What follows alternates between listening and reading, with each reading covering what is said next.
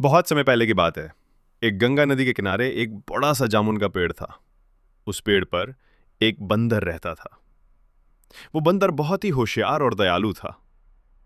पेड़ पर मीठे रसीले जामुन लगते थे, जिन्हें वो रोज खाता और खुश रहता। एक दिन एक मगरमच्छ नदी से बाहर आया और पेड़ के नीचे आराम करने लगा। बंदर ने देखा कि मगरमच्छ थका हुआ और भूखा लग रहा है। उसने तुरंत कुछ जामुन तोड़कर मगरमच्छ को दिए।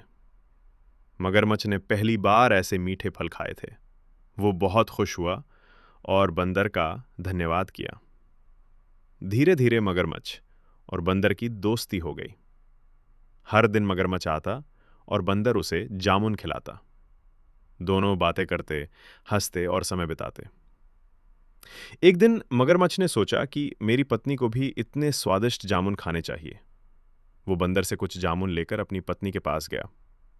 पत्नी ने जब वो फल खाए तो वो बहुत खुश हुई, लेकिन साथ ही एक बुरी बात उसके मन में आ गई।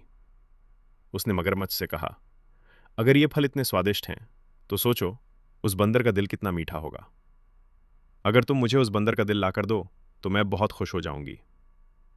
मगरमच्छ बहुत असमंजस में पड़ गया। एक तरफ उसकी पत्नी थी और दूसरी तरफ उसका दोस्त बंदर, लेकिन अंत में वो अपनी पत्नी के कहने में आ गया।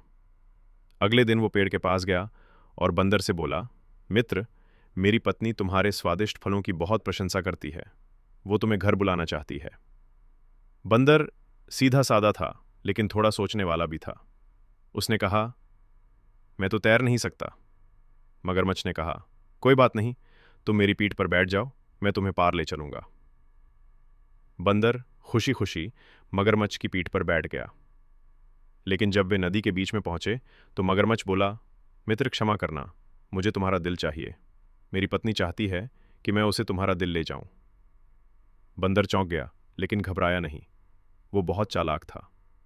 उसने तुरंत कहा, अरे मित्र, तुमने पहले बताया होता तो मैं अपना दिल ले आता। मैंने तो उसे पेड़ पर ही छोड़ दिया। बंदर बिना दिल के थोड़ी ना घूमता है। मगरमच्छ उसकी बातों में आ गया और बंदर को वापस किनारे ले गया। जैसे ही बंदर पेड़ पर चढ़ा वो बोला, मूर्ख मगरमच्छ, क्या कोई दिल बाहर निकाल कर रखता है? अब जा, मैं कभी तुमसे दोस्ती नहीं करूंगा। मगरमच्छ शर्मिंदा होकर चला गया।